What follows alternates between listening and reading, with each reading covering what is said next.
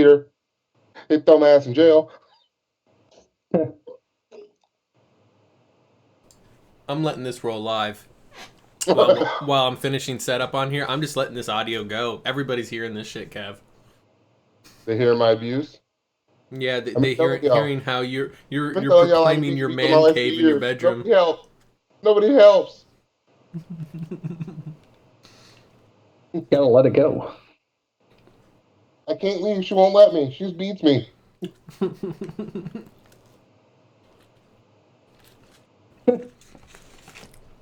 So we ever wonder why Kev, calls other people scrubs and stuff? It's because he's projecting his own insecurity from being abused. She beats me in my sleep. She beats me while I'm awake.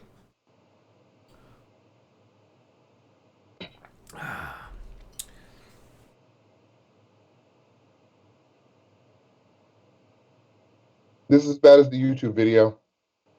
Guy's getting beat on the street. People kept moving out the way by his girlfriend. He raised a finger to his girlfriend. Guy tackles him.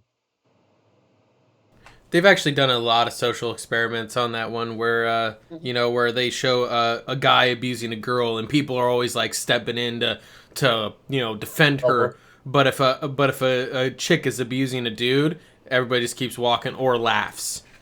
Mm-hmm. He's trying to be a good You guy. are rolling live audio. Yeah, that's what I was saying, man. I'm letting the audio while I'm finishing getting set up. I'm eating my breakfast, letting Kev talk shit. He's airing my abuse.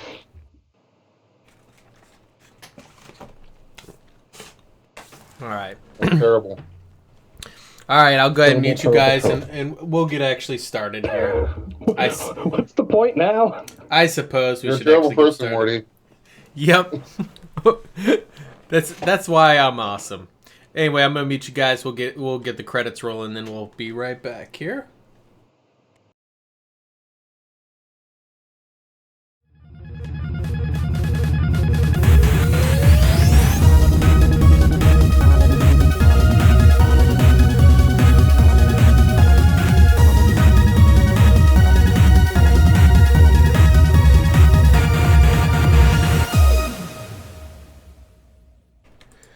Greetings and welcome to this week's episode of a Pixel Crashers podcast, where we discuss our thoughts on things happening in the gaming universe.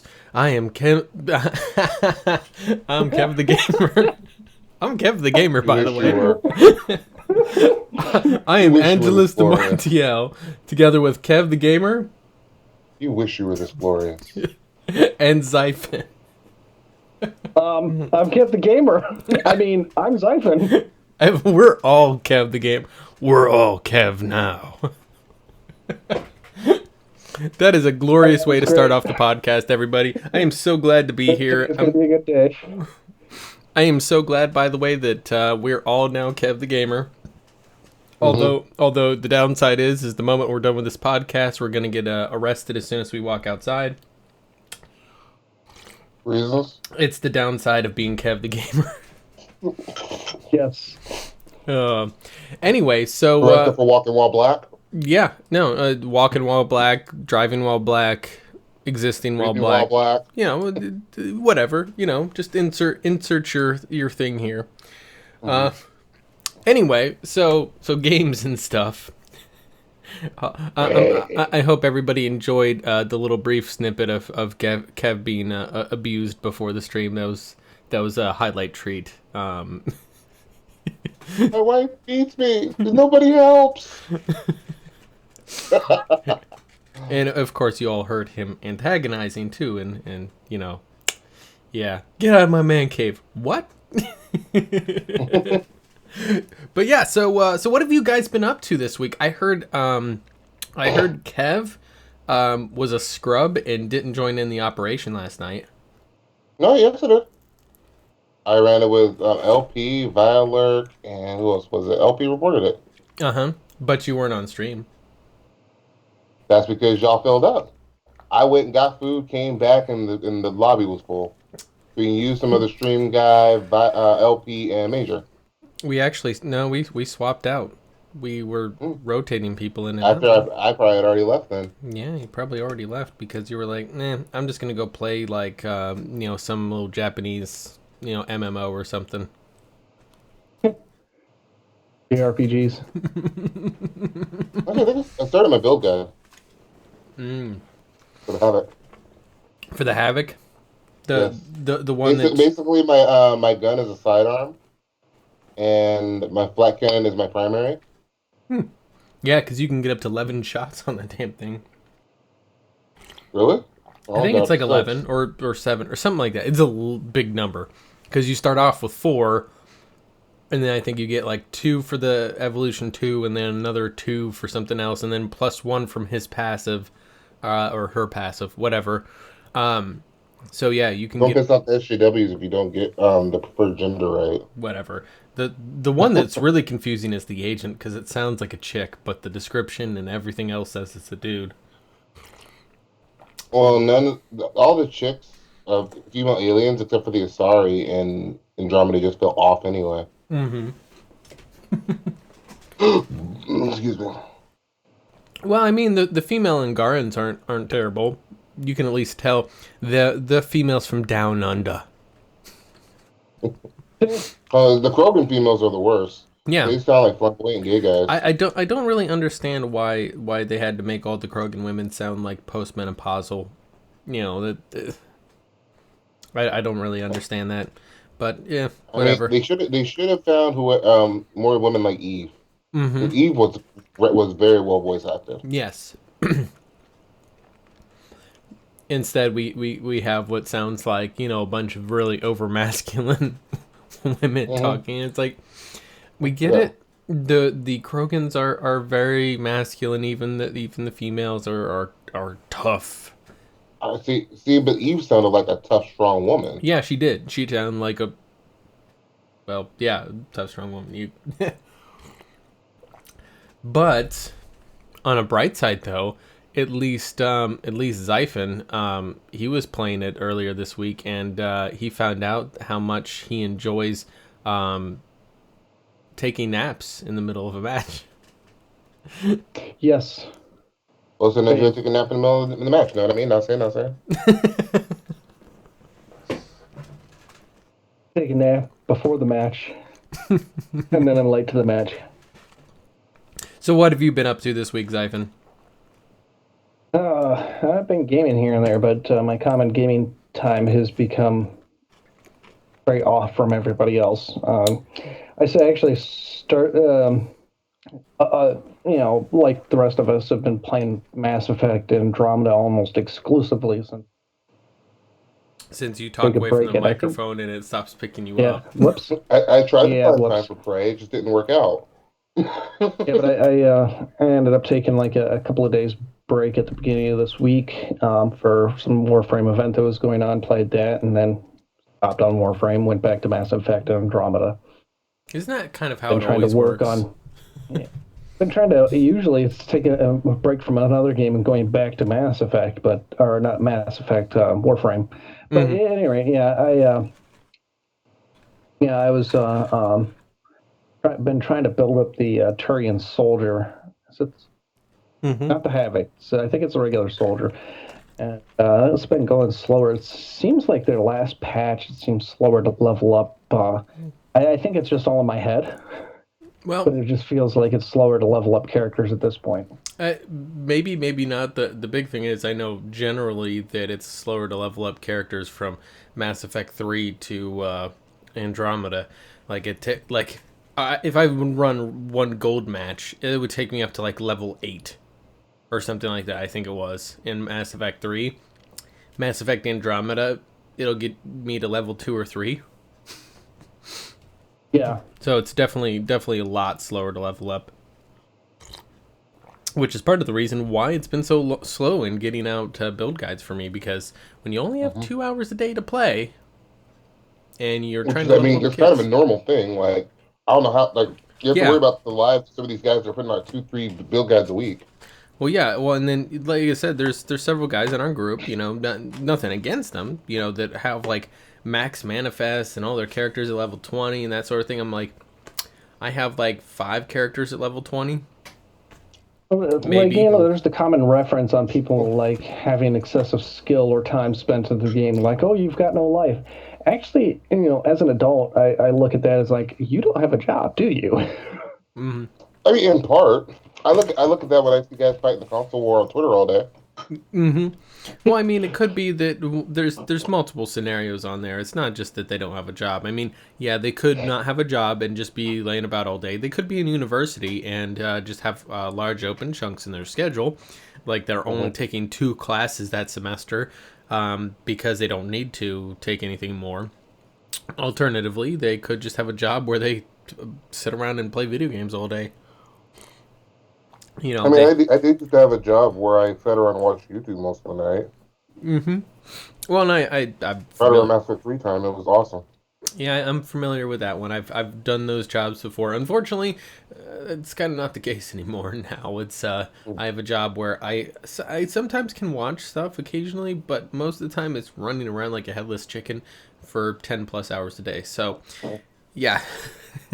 You don't see, my job don't even allow for that. I'm lucky to check a Discord post at work twice a day. Mm-hmm. I can usually get away with that one. That one's easier than watching something, and that I guess this is the podcast about the struggle that is trying to juggle life in video games. Mm-hmm. We're going in ultra somber. And Mort don't even have kids. See, I got kids too. Yeah, Life's making it worse. I do have a bunch of bunnies, which they require a little bit of work, but not nearly as much as an actual kid. I mean, not even, I would say probably a 10th the work as an actual kid. Although our house bunny is definitely as demanding as a kid, but fortunately enough, I can lock her out of my office. I can argue that my house bunnies now that they're not, they don't get as much attention. So they're not like toddlers. Yeah, no, we have I think it's right now, I think 25 in the rabbitry, but we have one who's a house bunny who just has free run in the house. And that's Mistletoe. That's the one that briefly showed up on stream.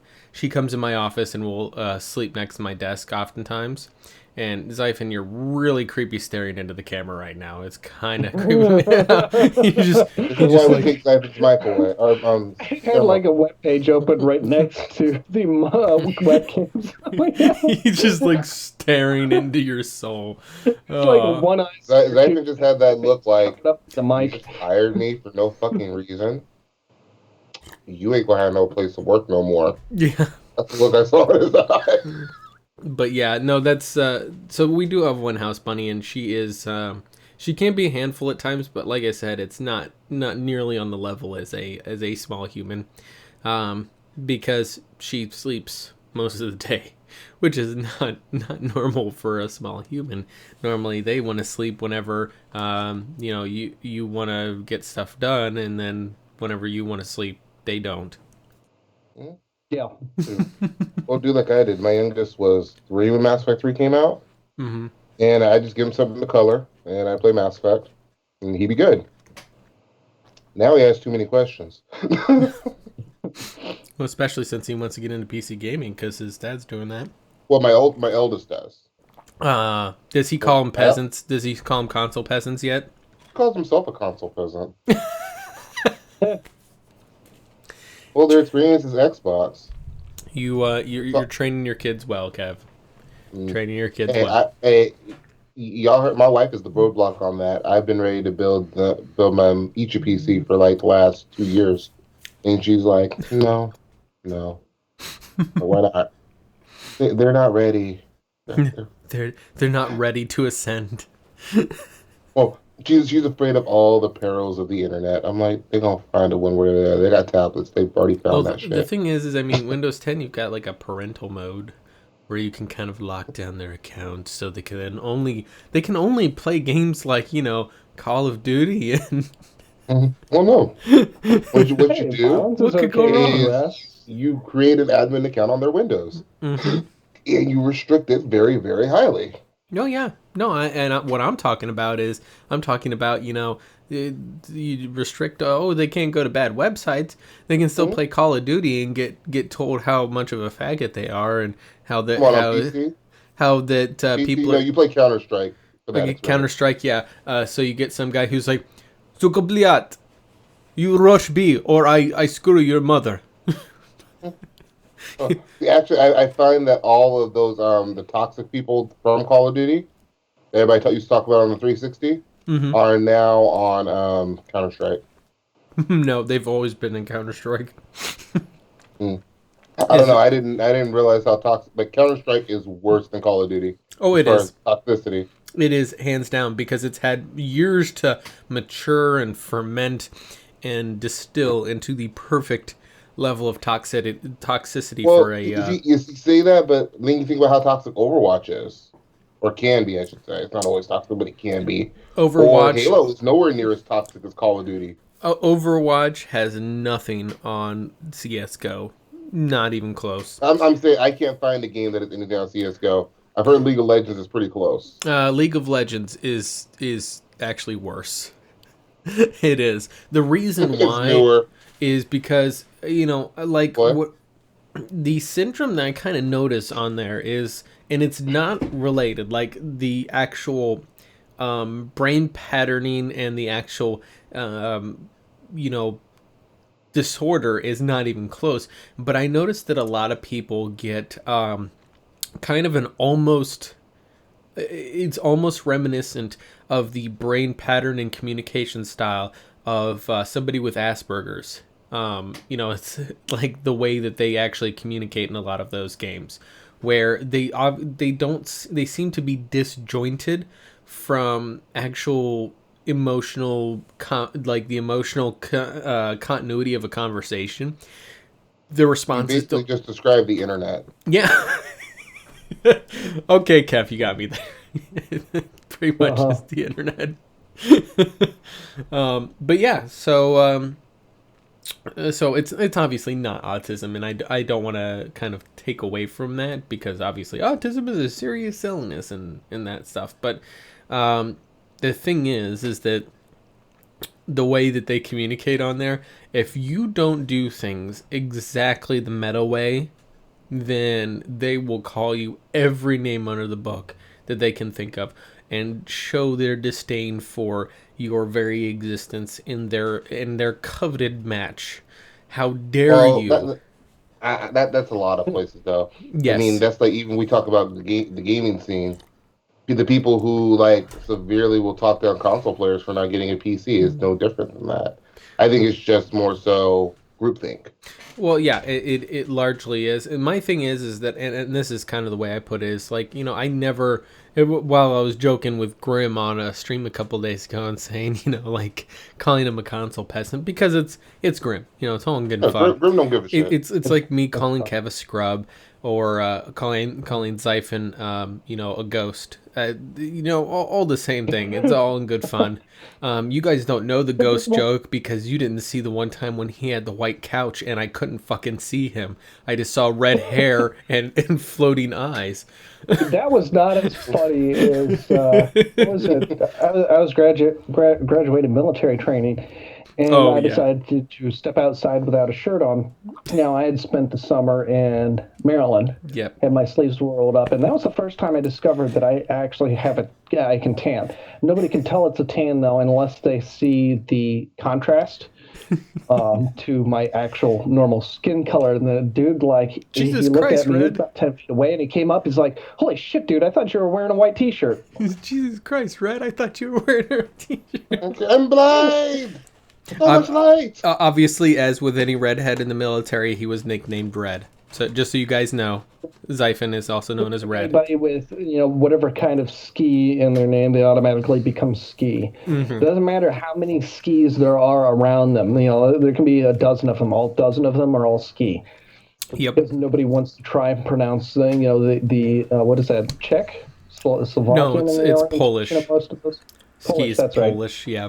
Usually, I mean, obviously, it could be from I elsewhere, mean, but basic. It has a lot of variation, but basic origination. yep, that is Polish. And then you make all the Polak jokes next to calling them ski. But yeah, so that's all in good fun. But in all seriousness, I don't have any problem with it in console players. What it is I don't like the console manufacturers. I don't like their business practices. They're blatantly anti-consumer, and I feel like people always think that whenever a PC player says that consoles are holding gaming back, they think that we're talking about graphics. And while yes, that is one component of it, that is not really how consoles, in my opinion, are holding gaming It's a back. lot of it has to do with gameplay. It's gameplay. It's also the fact that what they do is that they constrain gamers into these little walled gardens. Like I'm looking at Sony most particularly, since they're the dominant console maker right now. So they have the most ability to really throw the pro consumer attitude out the window, and they can just show us who they really are. And that is best exampled by their very blatant resistance to cross-platform play. Oh, They being market leader don't have nothing to do with that. Look at Nintendo.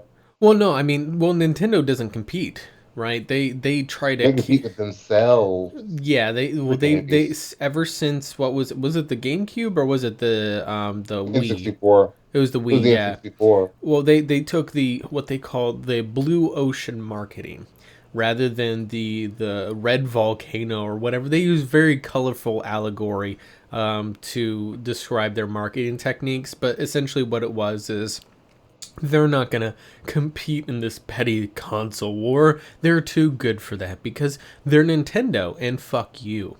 Of course, they fail to realize that Go ahead. I was going to say that started with a GameCube, not the N64. Ah, okay. Oh, I Yeah. remember it happening with the N64.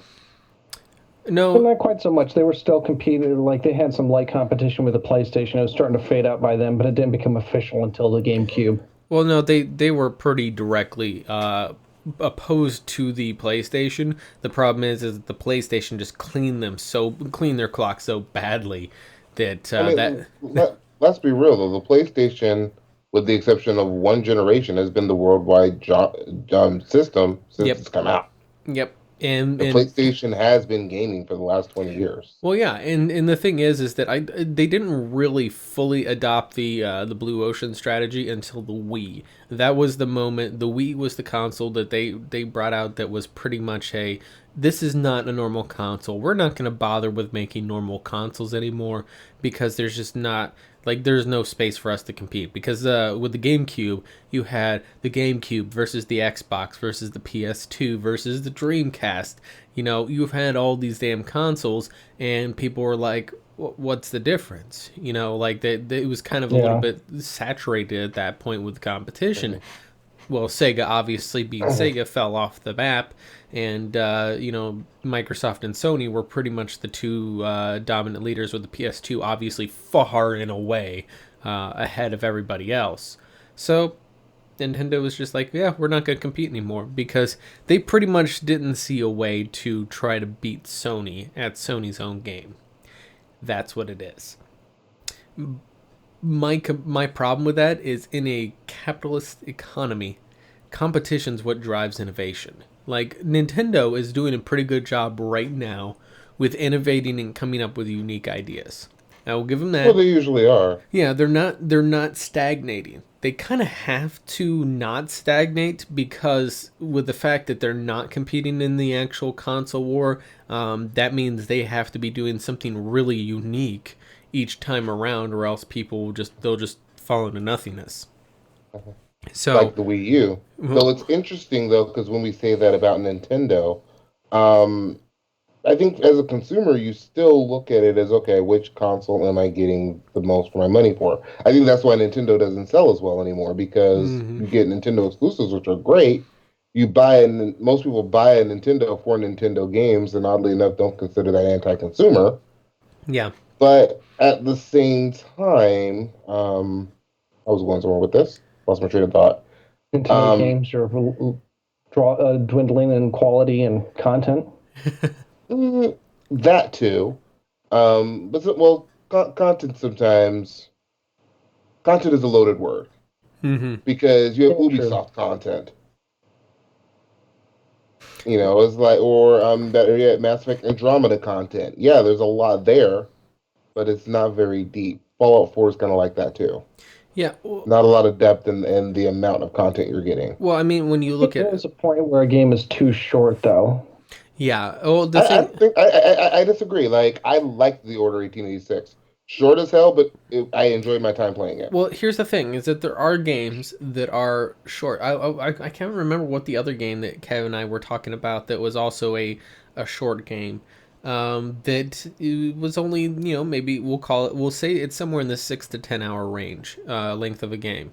Didn't feel that long, all things considered, but the gameplay experience was what I felt to be pretty substantial. Now, the question comes into your value, a person's value argument of, is that worth $60? Is it worth 30?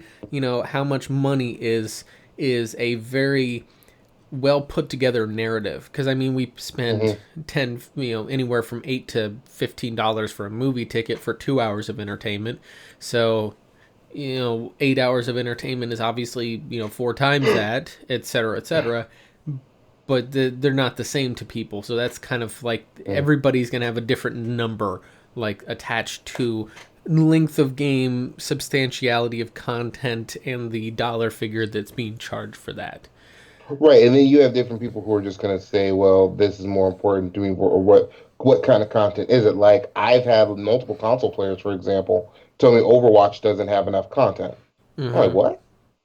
When Overwatch's content is really in the characters, and you could spend a lot of time getting good with each character and get a lot of time played out of Overwatch. Well, a lot of time, and you'll have a similar kind of scenario of Overwatch as with, like, say, there's some free to play options like Dirty Bomb or what have you that are pretty simplistic. Like, you're kind of given everything out of the gate. Like, you don't unlock characters in Overwatch or Dirty Bomb, as far as I know. Maybe you do in Mhm. a Dirty Bomb. I don't know. In any case, you don't unlock characters in Overwatch. You're given pretty much everything out the gate.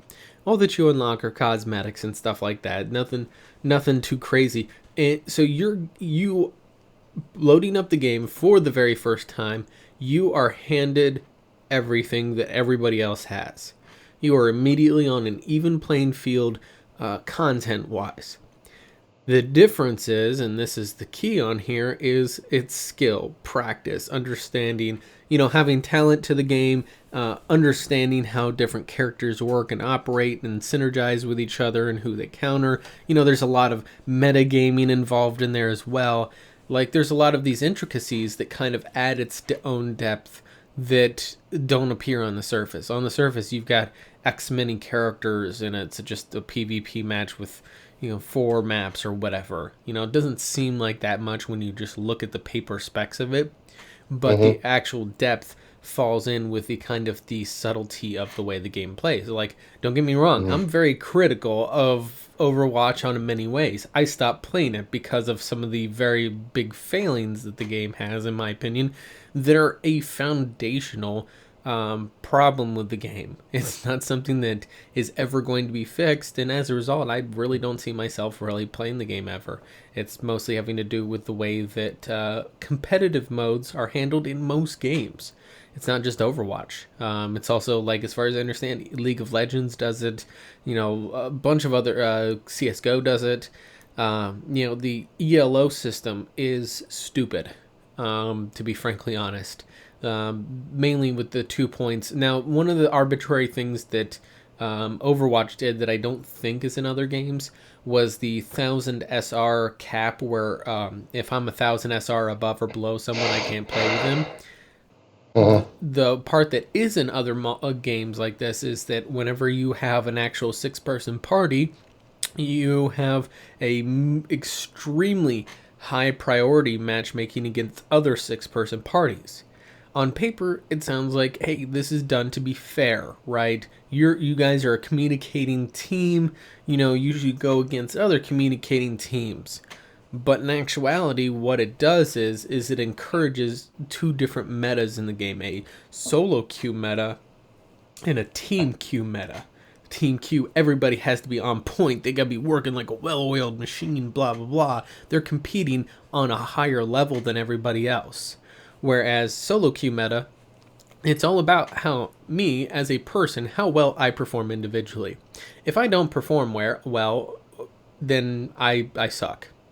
Even though it's a team-based game, doesn't matter. If I don't perform well, I won't get anywhere. And that was the problem that I had, is that first of all, most of the people in our group that were playing were pretty damn good, and as a result, they ended up ranked really highly, and I couldn't play with any of them. And then if I try to go in solo to maybe try to increase my rank, I wasn't quite good enough to carry the team. So as a result, I lost a lot. And it was just like... Also, other changes that they made just favor the quarterback, so to speak. Yeah, well, I said other measures they put into place to favor the quarterback, so to speak. Mm-hmm. The DPS players could build their score up very easily compared to support players. Mm-hmm. Mm-hmm. They claim that's not the case, but there's empirical evidence that actually shows that, right? People have videos of them playing as a DPS character, and if they win, they get more SR. If they lose less SR. Versus a support player, if they win, they get less. If they lose more. So it was very much slanted towards DPS players, which, to be frankly honest, in a game like that, the way they presented it, the foundation they built on it, people are going to want to lean towards DPS characters because they're the star of the show. And every video gamer out there wants to be the star of the show for the most part. I mean, you've got exceptions to that, but that's the truth of it, is everybody wants to be the star of it. That's why, games like Mass Effect or, Elder Scrolls or whatever, all these games, one thing they have in common is you're playing the protagonist, you're playing the star of the show type of thing. And so it's like, this has been ingrained into gamers' minds. So you kind of say, hey, look, here's Mercy. She doesn't really do much on her own, but she makes other players better. She's a critical part of the team. Yeah, she is. Yeah, that's not that important. I think you guys playing support mains say a lot about that too. Well, me as a tank main, if I don't have a good healer, I'm fucked. Yeah, well, the thing is that's why I as soon as Anna was released in Overwatch, I jumped on her and I was like, she is the shit. Everybody at the time was like, oh, she's so broken, she needs a buff, whatever. I'm like, no, you just don't understand how to play. Everybody says that about all the new characters. They said it about Sombra. They said it about Orisa.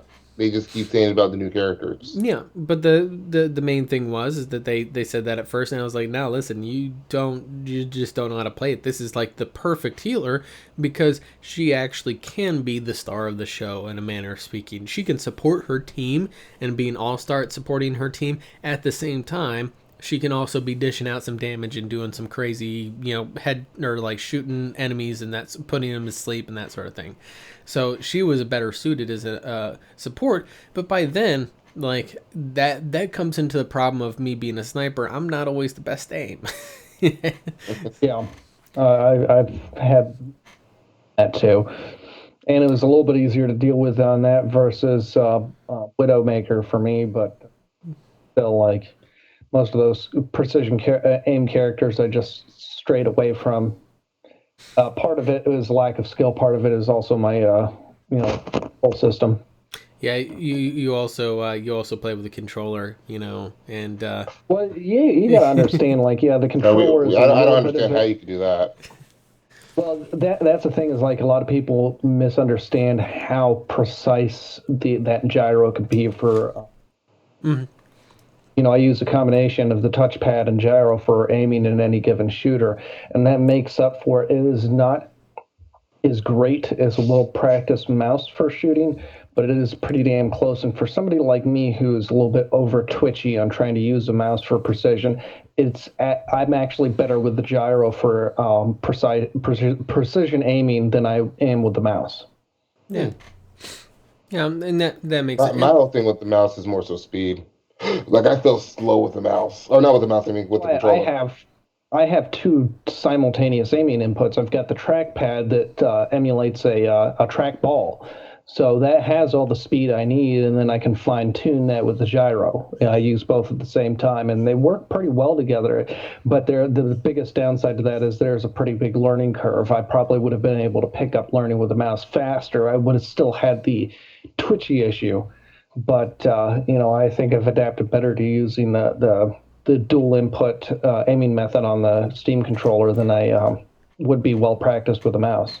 So I do think that this comes to something on there, the twitchiness with the mouse. That's not only you, by the way.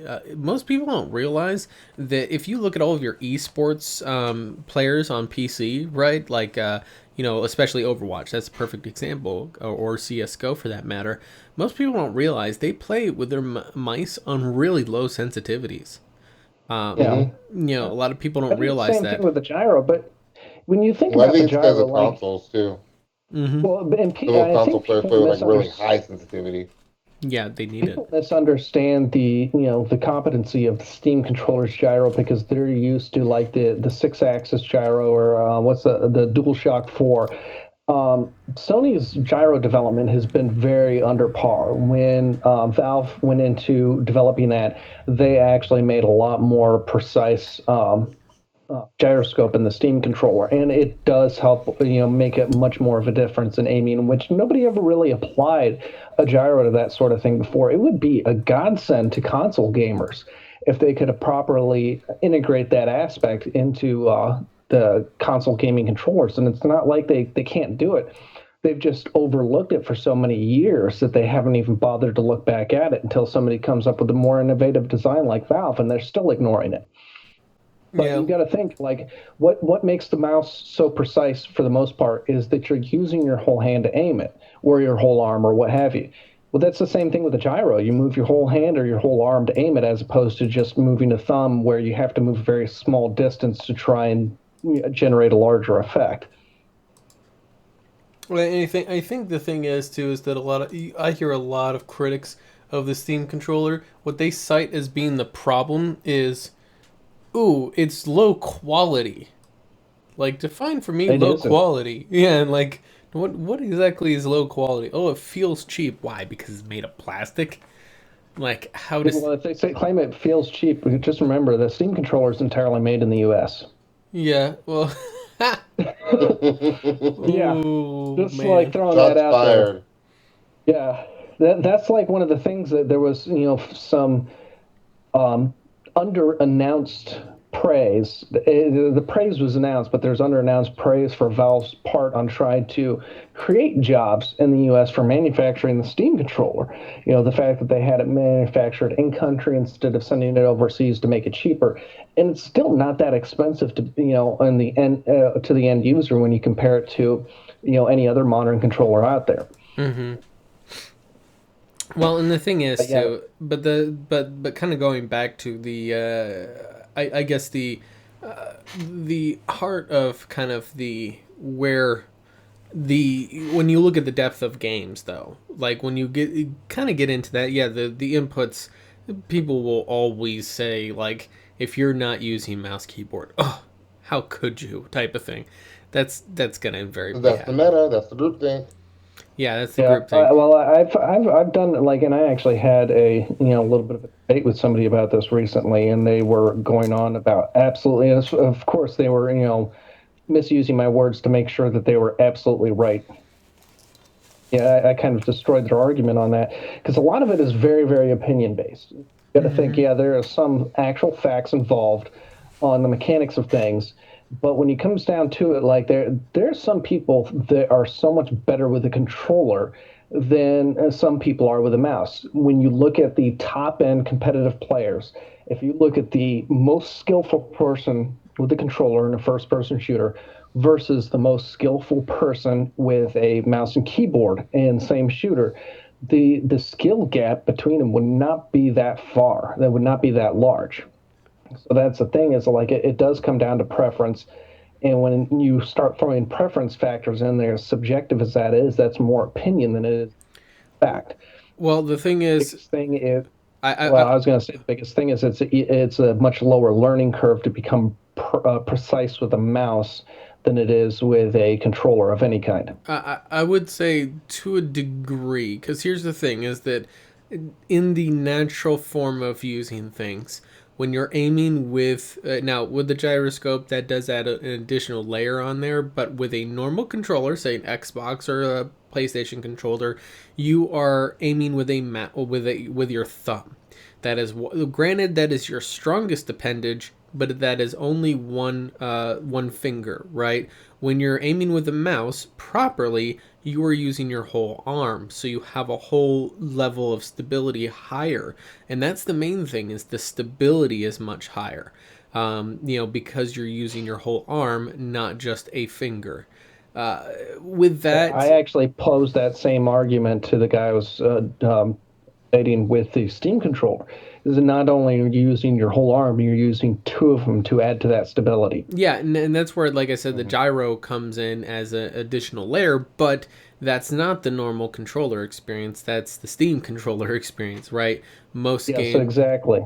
Yeah, most games you're just using your thumb, and that thumb it's shaky, it's twitchy, it's not very stable. Yes, it is your strongest appendage, but that's only as strong as your appendages get, Realize exactly how unstable it is if you pick up the Steam controller and try to use that, and you look at how all over the place you can be with just the touchpad. Yep. You aiming with the touchpad alone is in some ways not some ways, it is overall less accurate than a controller.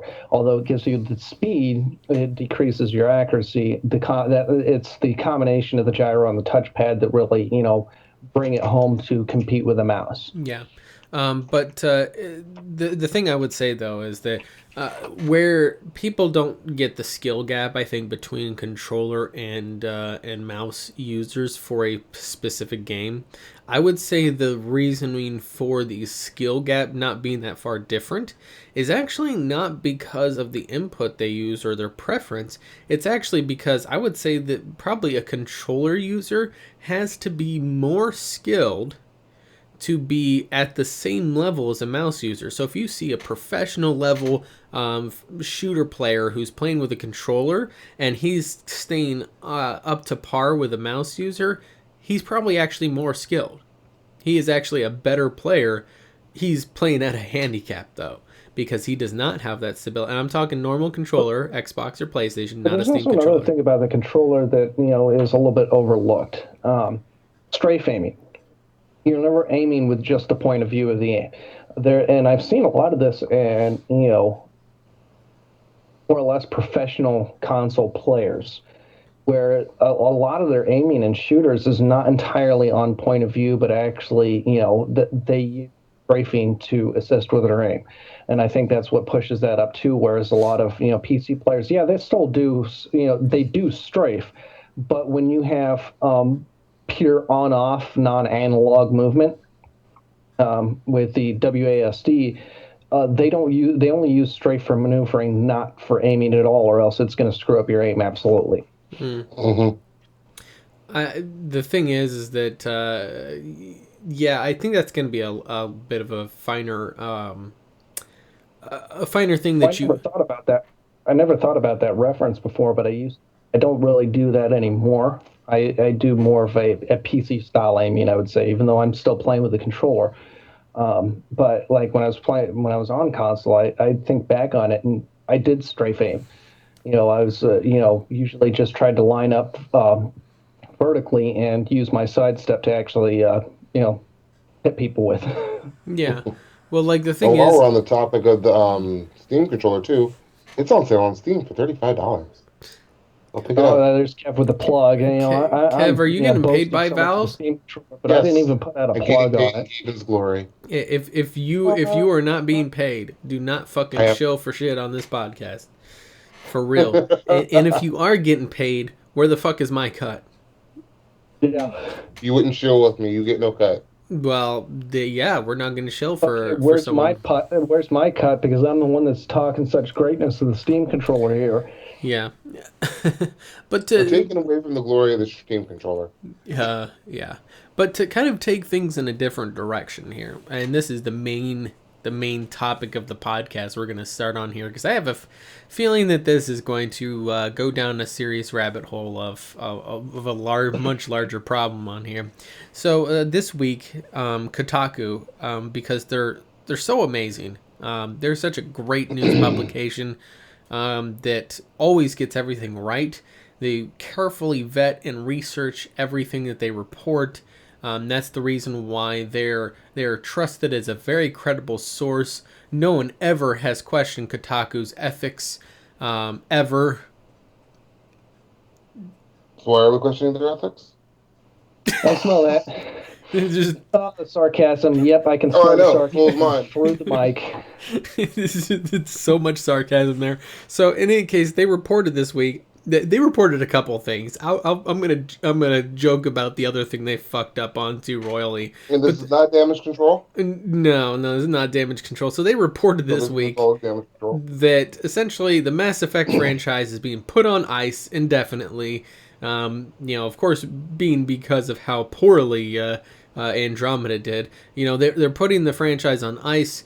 BioWare Montreal is being turned into purely a support studio that's just going to support other games, and because of how badly they did. And I'm like, everybody who understands how AAA game development studios work, especially ones that have multi-studio facets like BioWare, immediately face-desked when they read that, because here's the thing. First of all, Kotaku being not only, like, they shouldn't have even needed to do any research. They have been reporting in the games industry as a big player in the games industry for long enough. They should fucking know how this works. They probably do know how it works, but they chose to ignore that so they could get a sensationalist clickbait fucking title out there. Stop giving them extra credit more. We don't know what they know. Yeah, no, I'm pretty certain they probably do, and they probably ignored it. But yeah, so here's the thing, is that, so a game studio, over the life cycle, and this happened with, what's their other Canada studio? Not Montreal, Edmonton. BioWare Edmonton that did Dragon Age Inquisition, I'm pretty certain. How they operated is, as they're developing a game, their team size steadily grows, right? They start off with just a small team conceptualizing, maybe coming up with some little artwork pieces, just to kind of get a theme of the game. Then they'll bring in some writers and kind of get some rough drafts on the timeline, storylines that they're going for, and then going on, they will add more and more teams to the development effort. Right up to the moment it goes gold and launches, they have this huge team. Well, I mean, Ubisoft is the most famous for this, of having 150 plus members on this team, but BioWare is not far off. The difference between Ubisoft and BioWare is that Ubisoft lays off all of their developers right after the game launches. I'm not joking. Assassin's Creed team? That's because they're assholes like that. That is what Ubisoft has been notorious for doing, is, they hire on like 100 plus developers and then lay them all off when the game's launched. BioWare, fuck Ubisoft. Yeah, but BioWare doesn't do that. What they do then, right post launch, is they then immediately start reassigning probably about 70 to 85% of that team to other projects because they're no longer needed. Then they keep that last 15 to 30% of the team on for post-launch support, for the patches and the bug fixes, and maybe adding some new content on here depending on the post-launch cycle. I'm not just talking for Mass Effect, I'm talking any game. Some games don't necessarily have post-launch content, most do, but the point is that you don't need that 100 plus member team to develop post-launch content. That's a waste of money. So then they reassign them to other resources. They kind of get down to a skeleton crew. And so right now, what Montreal did was they launched Andromeda. Okay, now they go into post-launch mode. So the rest of BioWare Montreal gets reassigned to other fucking projects. And then you have the post-launch team that pretty much handles everything from there. This is not new. This is not secret. This is public knowledge on the way these guys operate. This is not also just BioWare. This is Ubisoft. This is Activision. Any big publisher that runs multiple studios does this sort of thing frequently, right? And so what Kotaku did was essentially say, oh, because of all these people being reassigned, that means that Mass Effect is being put on ice, and that it's pretty much it's done now. Nobody's going to be making a Mass Effect game ever, and now Montreal is going to be a support studio. Well, yeah, they are going to be a support studio because that's how it works. And then whenever Edmonton comes up with their new IP that they're working on and release that, then they will become a support studio after it launches. Because that's what you do, is after you launch the game, you then support it. Duh. Wait, really? We do? You're supposed to support gaming? I don't support anything. That's okay. The great thing is that Kotaku had to issue a redaction on another story they wrote about this all trans team, pro league team, all trans. When I say trans, I mean transgender. This all transgender esports team was banned from an event. They reported on it. Oh, how dare this esports tournament ban this transgender team? Oh, wait, it was a hoax. Oh, you didn't bother to vet your source. The journalism fucking 101. Vet your fucking sources. Oh, you didn't do... Are you guys even journalists anymore? No. No. Do you guys even know what journalism is? No. And you get... Totila will probably come out and be like, oh, no, this is just normal. We make mistakes. We're human. You can't... Yeah, but you're making daily mistakes, bro. Yeah, it's daily. It's and this is where people are all over the internet are citing this and saying, "Oh yeah, Kotaku said this," and I'm like, "You're citing Kotaku as a source that already just threw your entire fucking statement out the window because they are they are a paragon of unethical journalism." Is when I look at news stories, I have to see who said it first. Mm-hmm. And that's kind of like if GameSpot says it, I'll usually, okay, there might be some truth to this. Mm-hmm. Eurogamer, I'm usually about the same way. Kotaku, not so much. And I'm on the fence about Polygon, too. Polygon and Kotaku, it's pretty much if they say it. I read the content of it. For example, as much as I dislike Nathan Grayson and think he's a hack, pretty much now all that he's been reporting on is... Blizzard announced this thing about Overwatch. I'm not even kidding. This is pretty much all that Nathan Grayson has been relegated to of late. He doesn't actually report. There's Force Gaming for that. Huh? There's Force Gaming for that. Watch him. Yeah, but, the thing is that pretty much that's all that he does, is he just writes up, what is Blizzard doing this week. And that's all Force does. Yeah. This is what Jeff Kaplan said. Yeah, and the thing is that that's pretty much what he's doing. Is he's, for all I know, he may be just be watching Force Gaming and just copying his content, because that wouldn't surprise me as much as Graythan's a hack. So my thing is that that's what he's saying, though, is just pretty much repeating public announcements from Blizzard. Anybody can go look at those announcements and reread them. It's not a secret hidden source. And a journalist, obviously, you don't want to reveal your sources if they're designed to be confidential. If you've got a leak inside of BioWare that is, telling you secrets of things BioWare is doing, you don't want to reveal that source, because then they're going to get fired and they could get legal charges pressed against them. You want to keep them secret. If you got pictures of Scorpio, we understand you don't want your name out there. Yeah, but so the thing is, the pictures to me. The thing is that that makes sense. But whenever you quote this supposed source, and the supposed source is saying nothing even close to what you're saying, you look like you not only can't read, you just look like an idiot. Well, the two are hand in hand. Yeah. Well, no, there are countries, I guess, where they just don't teach people to read, but people might be brilliant. Yeah, they might be smart. But they just never learned how to read. Unfortunately, this syndrome is not exclusive to just this form of or this topic of reporting.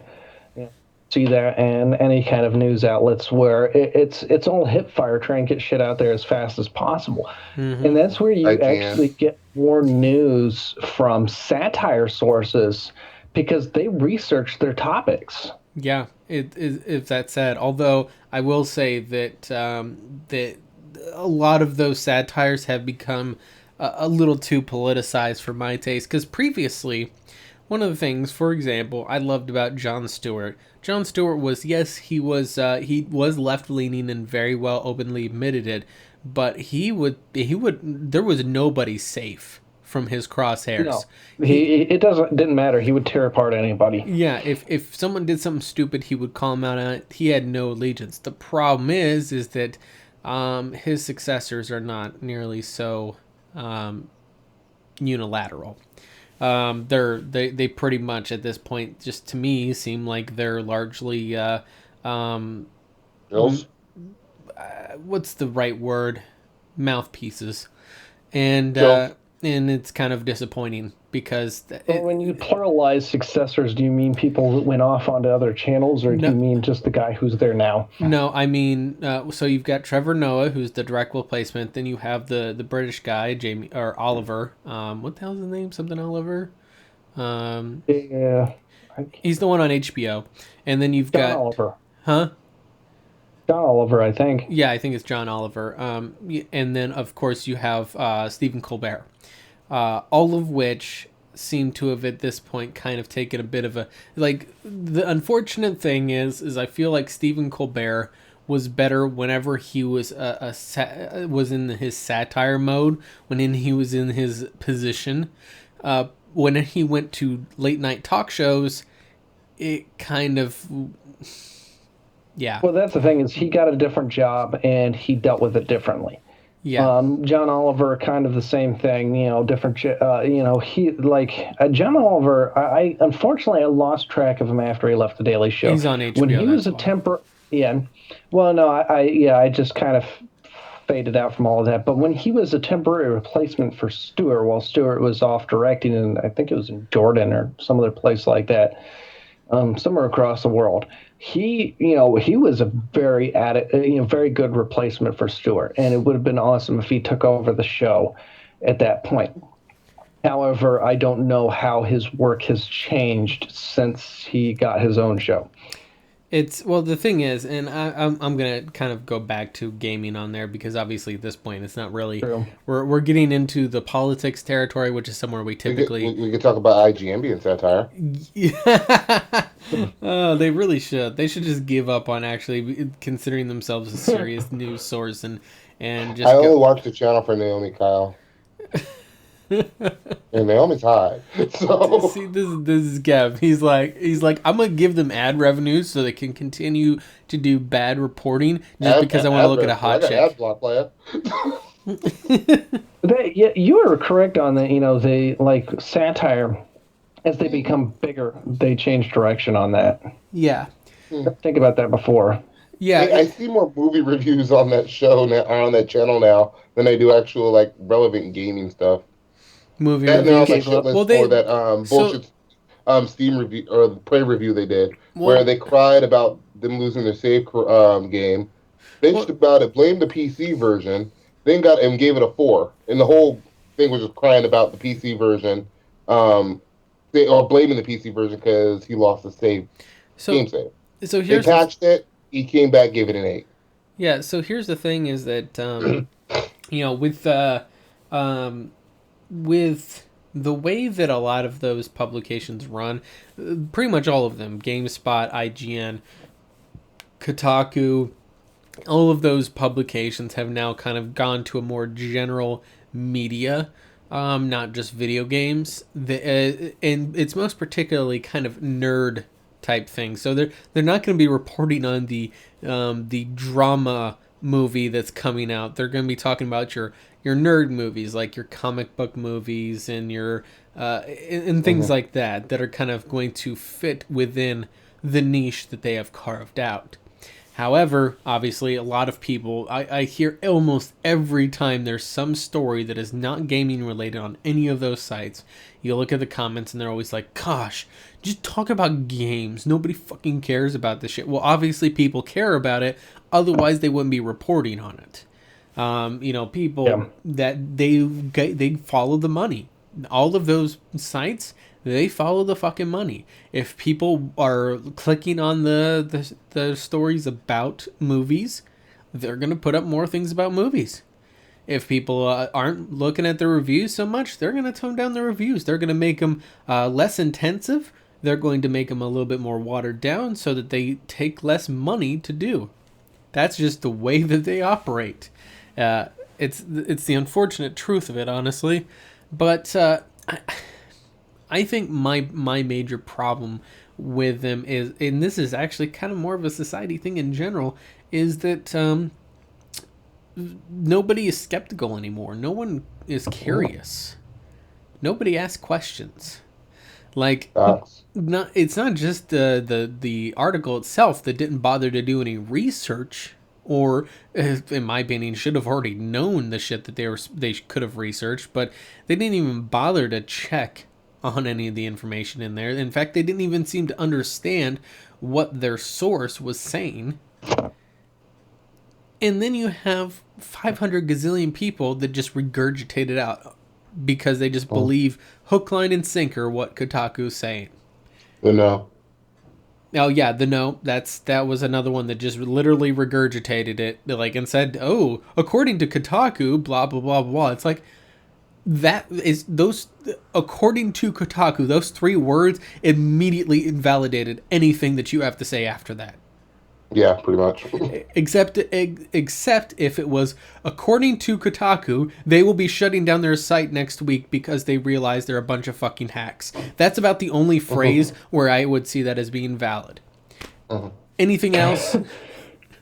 Anything else? And then in turn they don't shut down their site. Well, yeah. Kotaku never reports real news. Yeah, to be fair, they probably wouldn't. That's about the level of credibility I would trust from them.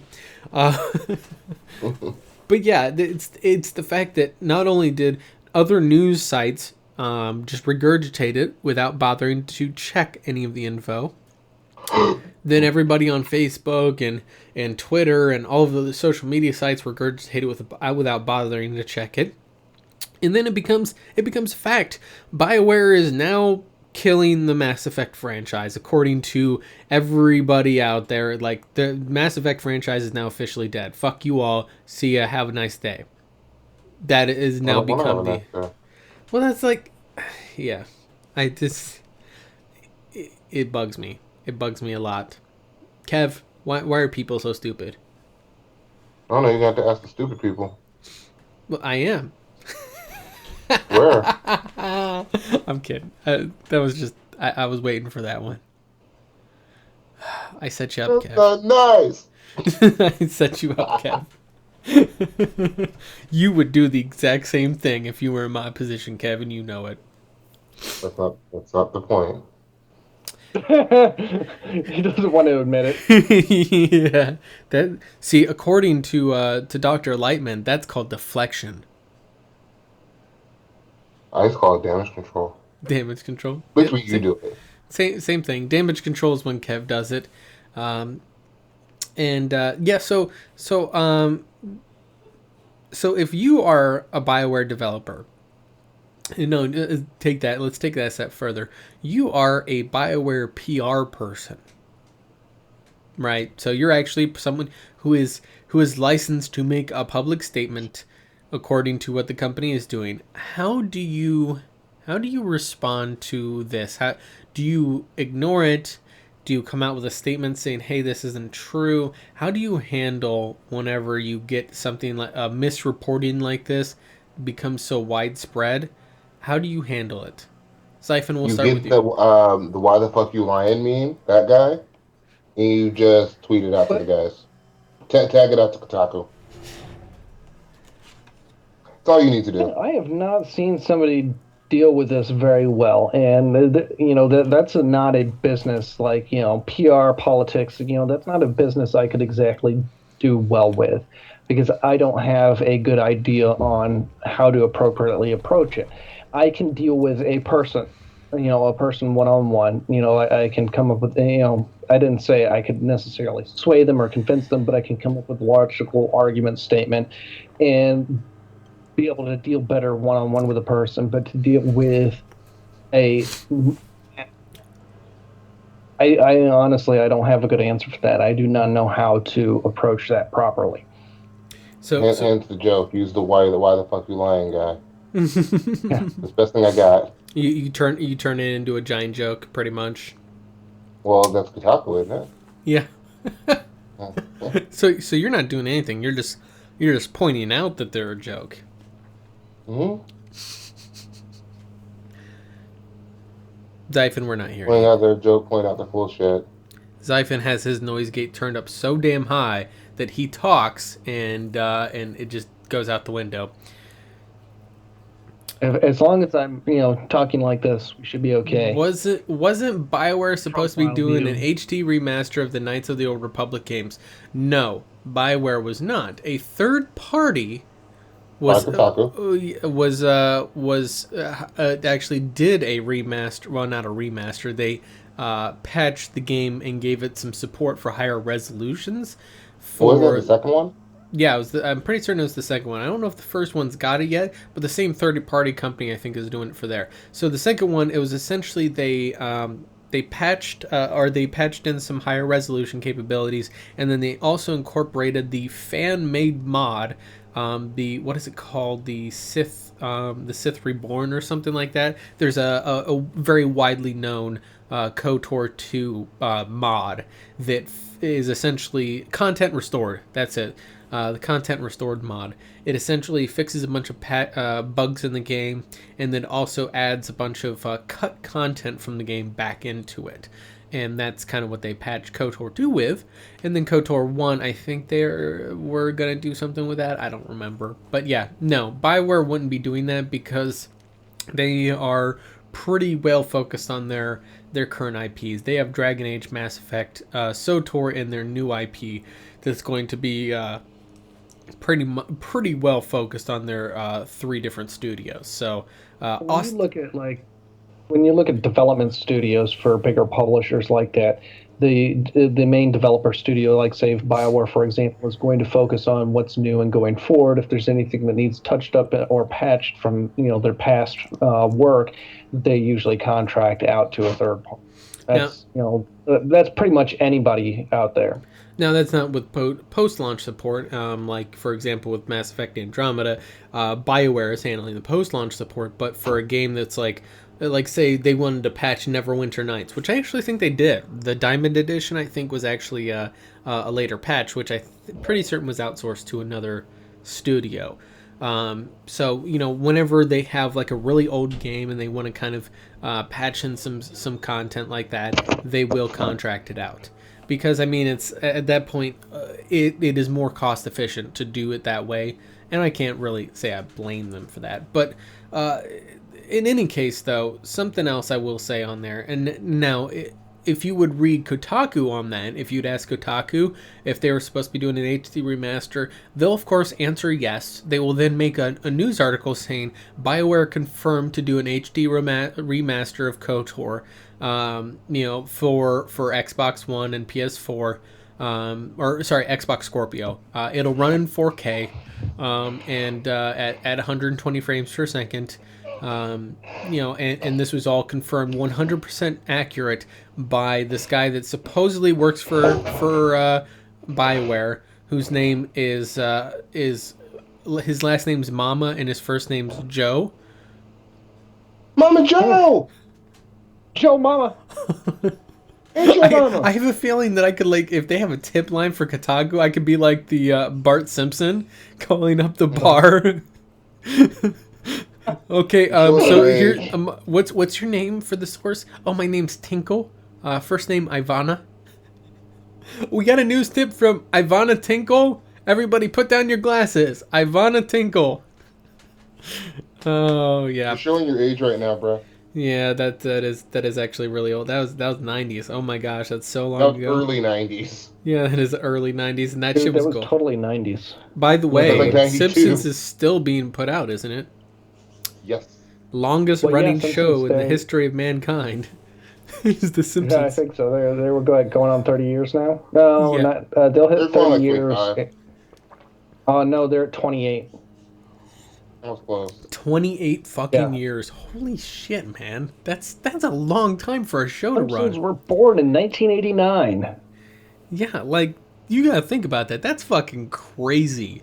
Like, no shows even come close. Like, what's the next second place? Like, 8 years?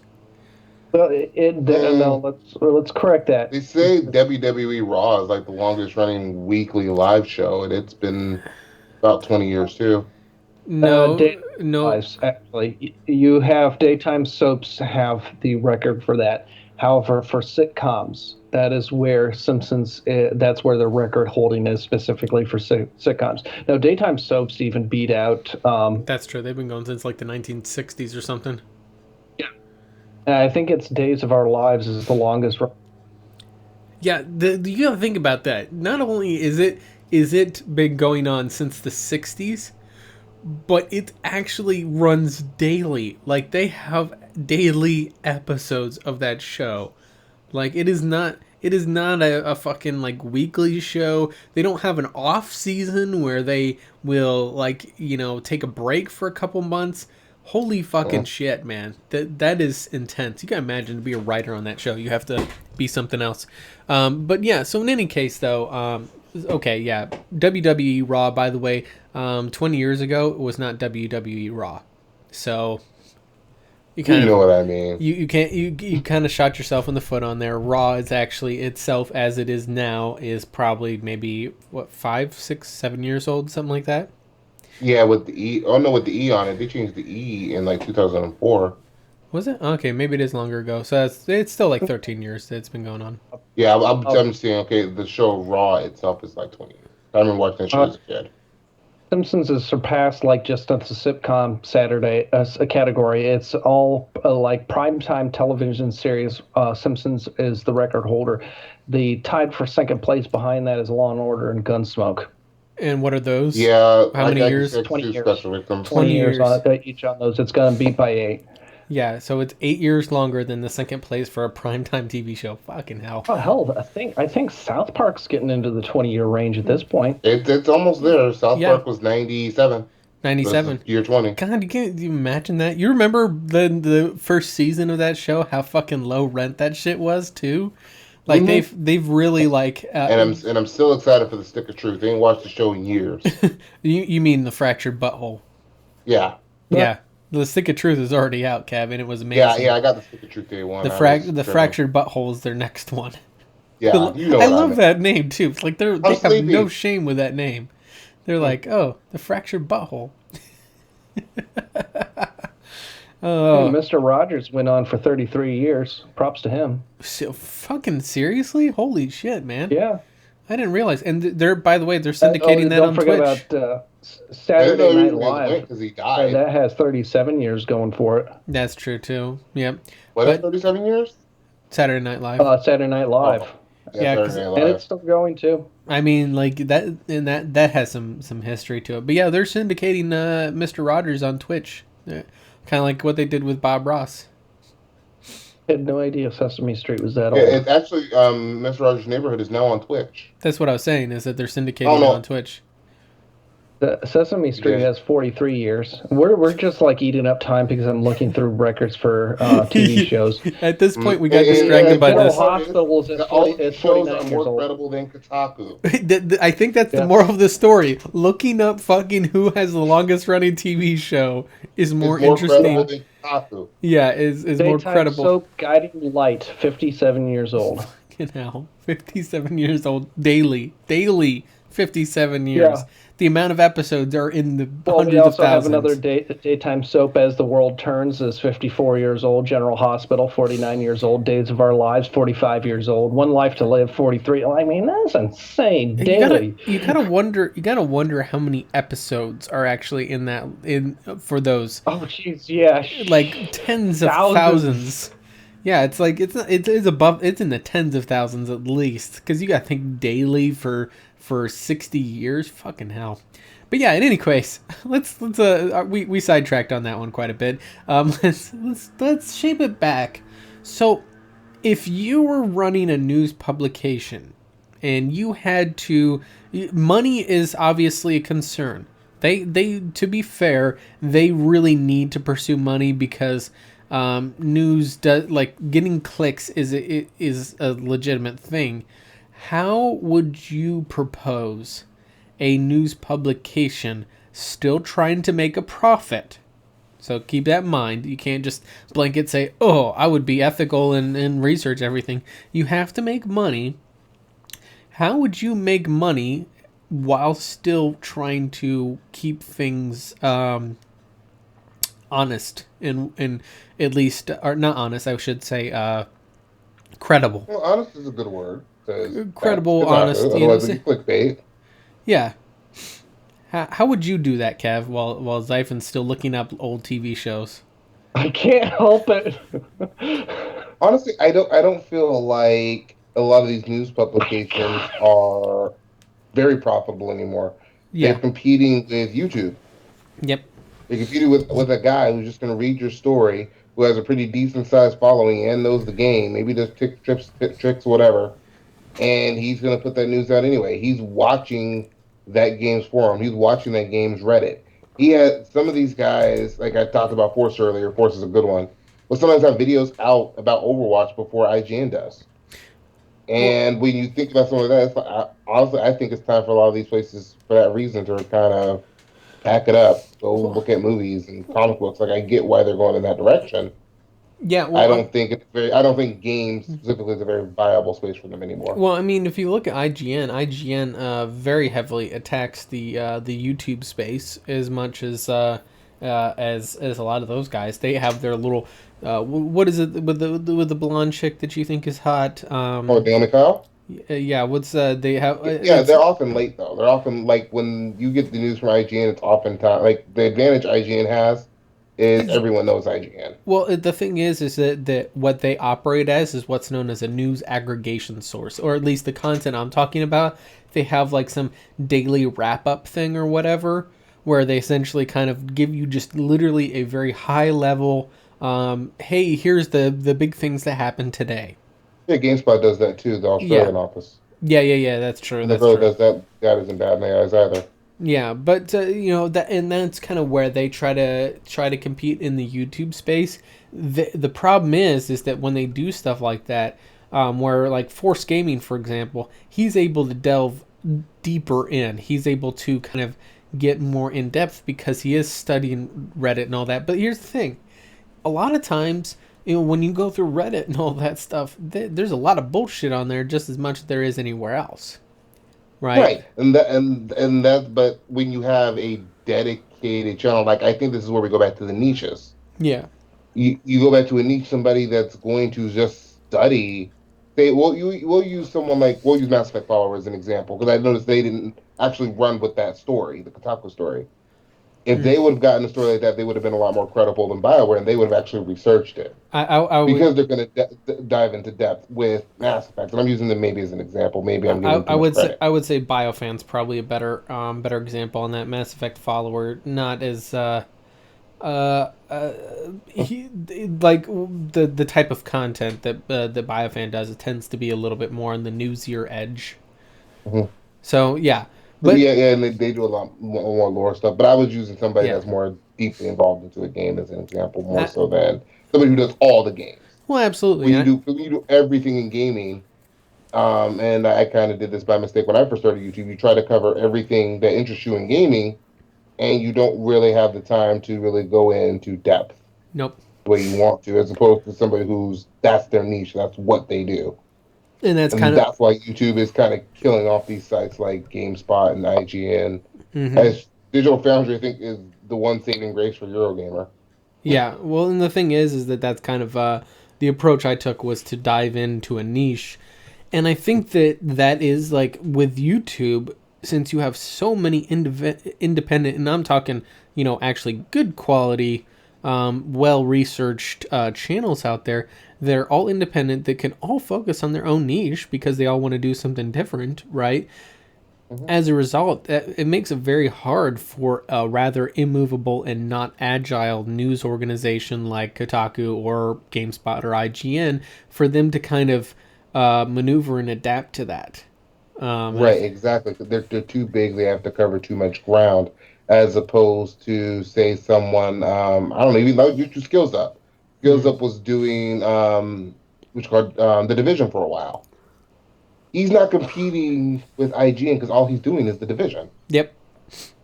And you could say I feel like if you do more general reporting, a setup and wait, I got to take a real quick aside. Guiding Light has more than 18,000 episodes. Oh shit. Oh god. Yeah, exactly. But moving on, something that would be an interesting setup. You have it's not a single person reporting. You have a little bit larger of a studio, so you can have multiple people working on a project. Part of the problem is, speed of information that we run into. And people are trying to be the first. Like, this is the first. I'm the first one to tell you this is news. And they run into that issue because people want to, know. Well, that. Yeah. What? What was that? You're breaking noise gate. Your noise gate was insane, dude. Yeah, it's breaking up on you. I need to really work on my sound system. It's been causing me problems recently. Turn the gate off, bro. Just turn the gate off. Yeah, we you know what? Honestly, we just don't need to hear you. So just keep talking and we'll just nod like you said something. Yeah. I'm not nodding. Smile and nod, right? Yeah. I'm hearing feedback from myself. Oh well. At any rate, but something that would be a good idea for these, news sites to do is start off with their quick stories. They don't need to be as quick as they are now. At least do a half second on a Google search or something, spell correction, whatever. Get a little bit of refinement in the quick story, but still push out the quick story. Make it well known that there, may not be 100% accurate information, and then go back and do a more extended week in review on how accurate their quick stories were. Mm-hmm. Any kind of touch-ups and corrections that they, have got a week to study, refine, and, actually, get the accurate information on it. In a week's time frame, should be a good range to be able to handle that. I think, do you guys think that the kind of the advent of the internet, this has been like this failing of the news media has kind of been a long time coming because of the fact of their news operates kind of in the scoop market, where they need to get scoops and they need to have sources and that sort of thing. And that takes time, which was fine whenever it was back in the days of, freaking newspapers where, it was, you had a daily newspaper, but, it would just, if you got a scoop one day, you could research it out and come back the next day. News. So you had an hour of, news a day and that was it. As opposed to it was a combination of the ready access internet, and not just internet, the Internet of Things, internet in your pocket, Well, careful on your terminology. Internet of Things means something completely different than that. That's I was thinking he hit it on the head with internet in your pocket. Internet in your pocket is definitely. And then I would add Twitter to that as well. Yeah. Well, that Twitter, comes the internet in your pocket. Twitter, Facebook, a lot of these sources. But internet in your pocket, along with, television, had a simultaneous, snafu with that development too, with 24-hour news channels. That, where they feel the need to, oh, look, here's a puppy. We're just going to stare at this puppy because there's nothing else going on this constantly. And of course, the internet in your pocket is, you have constant access to this information too, so you run into the same problem there too. The advantage of internet in your pocket versus the 24-hour news channel, however, is that you can switch from source to source to source. And of course, everybody's vying to be that one single source, but it's still a little bit more common for the end user to switch from one source to the other on the internet in your pocket versus TV, where you just turn on a channel and leave it, wander around the house, whatever, but you leave it on the channel. It's still showing up on the rating systems as this person just had this 24-hour network on for 24 hours. Well, and if you guys haven't seen the second Anchorman movie, that it made a satire of the 24-hour news channel, and it pretty fucking accurate to me on the way it made fun of them.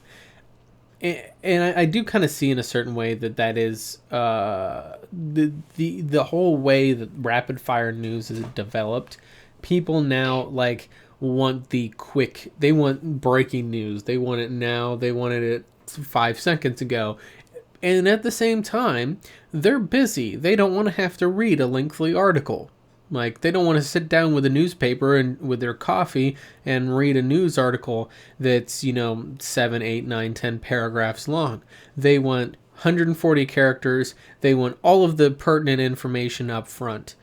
And it becomes difficult to try to attract viewers to click on your news link. You get your 140, well, we'll say 120 characters plus the link that you're posting to your website. 120 characters to summarize what's going on. I feel like that alone has been a big birther of the clickbait, kind of mentality. Something that would, I think, actually, here's a good, and this is tricky marketing, but I think not great marketing in some cases, but I think it would work great in this situation, where do a cliffhanger ending on their story. Granted, it's news, it's not a story, but it's, do a cliffhanger ending on it. What? Oh, well, I mean, that's debatable. Well, here's the thing. Taco does a lot of stories. You take TV shows that do a cliffhanger ending at the end of the season. To me, that's bad form. That a lot of people see that as bad form. Is like, okay, you're so desperate to try and get people watching the next season instead of just quality content. You do a cliffhanger that draws them in. Well, the thing is that's a psychological technique. It does work. Well, do that with a news story, and here's where I'm going with this. Is your quick, low accuracy news stories, have those with cliffhangers more or less with a checkbox option, say whatever your source is from whoever's looking at it, and this works on for internet, not so much TV. More or less like, oh, it's a cliffhanger ending. It's like, do you want to know more as we get more information on this? Check this box. And then you get a notification with a follow-up on that story where they have done more study and have more research into that particular story. Then you get a follow-up push to you of, now the rest of the story. I know. I was going to go with the Starship Troopers thing. Would you like to know more? Ding, ding, ding, ding, ding. Yeah. Well, yeah, even still, okay, you get the snippet of the article, I don't care about this. But if you actually go into reading the full article, and, since all of these businesses are getting so obsessed with user tracking and all of that stuff for advertising thing, well, they can do the same thing with, their actual content that draws people in to begin with, not just for their money making. That's true. What do you think about Kev like that? Do you like Starship Troopers and think that that's the way that they should go? I don't know Starship Troopers. Man, you are missing out. That is some glory B-rated movie goodness right there. Didn't they have you said B-rated? That's the reason I don't know it. Yeah. Didn't they have a similar kind of, I can't remember, man, like Mass Effect 1, when you were waiting in the elevators and such like that? Didn't they have a similar kind of thing going on there, too? Yeah. Yeah, they did. Okay. They would. There you go, Kev. There's your example. Yep. But yeah, they would actually know and say, oh, would you like to know more? Find us on the extranet. Which I thought was a great term, extranet, as opposed to the internet, because obviously it's extraplanetary. Haha! See what we did there? Anyway, so let's as we've managed to stumble through this podcast, and I feel like we spent most of the time derailed. But isn't that kind of the par for the course? But in any case, let's go ahead and get our final thoughts on here. Oh, for fuck's sake, that bunny is crazy as shit. Kev, give me your final thoughts while I try to find the bunny who's trying to kill herself at the moment. My final thoughts, screw IGN and Kotaku, because IGN shit on Prey and then tried to make a damage control review to make up for the shitty one they did. So, yeah, fuck them for that. I'm coming back for streaming this weekend. I'll probably be doing some streaming tonight. Actually, I already did a Mass Effect Andromeda stream a couple days ago, but I forgot to, or I killed the audio because I forgot to go in the borderless window, so it didn't go well. GG. Anyway, yeah, right. Whoops. Exactly. Well, in fairness, it gave me footage at least for my human infiltrator build. I took it right off of the video once I realized what happened. Hey, So works. there's that. Yeah, so I'm gonna probably do some streaming later today or maybe even tonight. And I think I'm gonna try to get back to just doing weekend and nightly or weekend streams because I think those just work better for my schedule because it's hard for me to do a consistent weeknight stream. Yeah, I understand. It's all about scheduling. Xaiphen, final thoughts.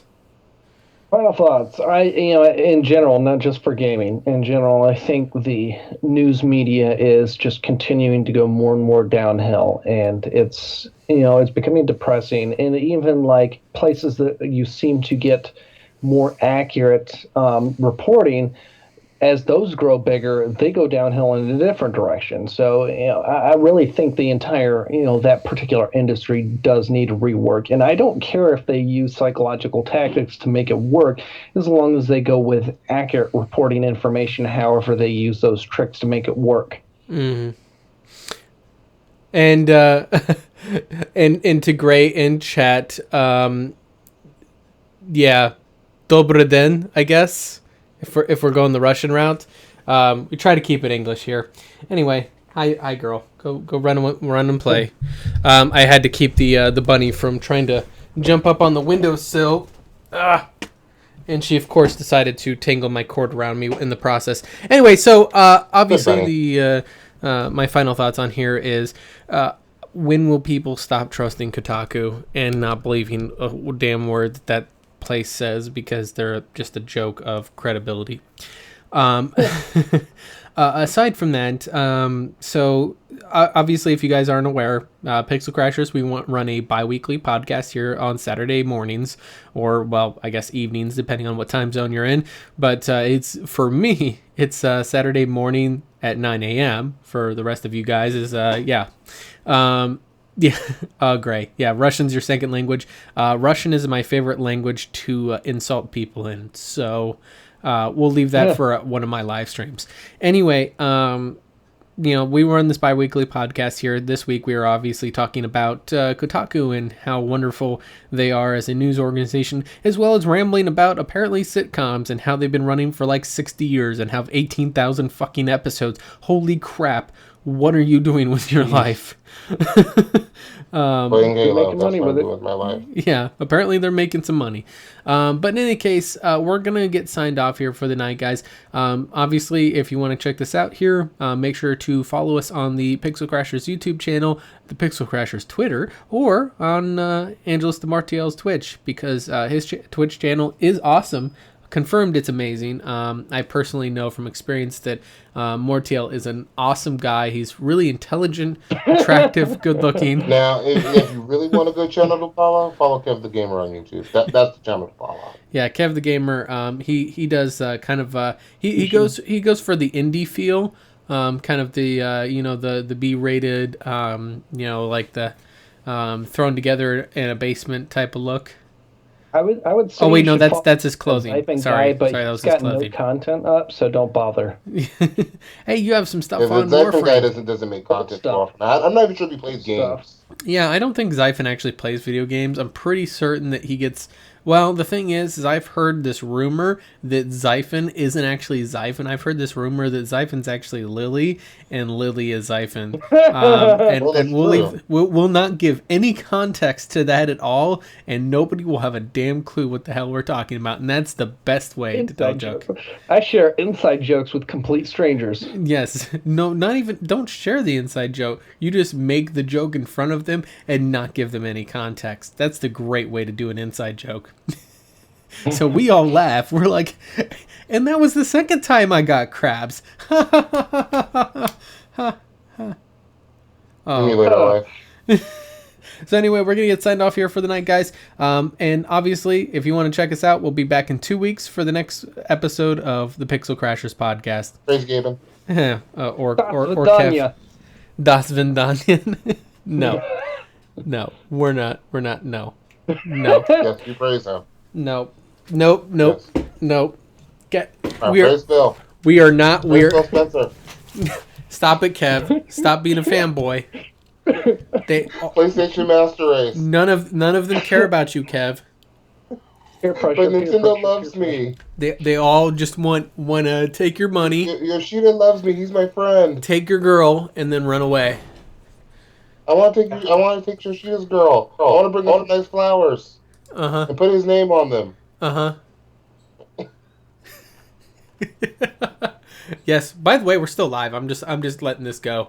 I just put up the. Anytime I say praise gaming, you just let it ride. Yep. Yep. Pretty much. Pretty much. I just put this up here like this, and then I just kind of let people hear you talking nonsense. I figure it adds to your. Now. It adds to the substance of your persona and your character. Of my glory? Yeah. Yeah. That's what we'll call it. Yeah. Yep. Uh-huh. I'm just free spirit, and y'all are afraid to be free spirits. So Something like that. Oh my.